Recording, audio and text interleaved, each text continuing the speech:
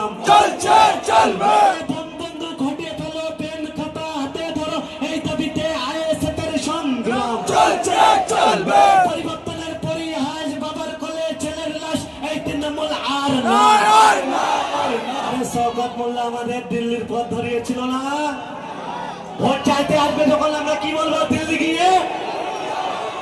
গিয়ে এই শওকতকে বলে দাও, আরে শওকতকে বলে দাও, আরে মমতা ব্যানার্জিকে বলে দাও।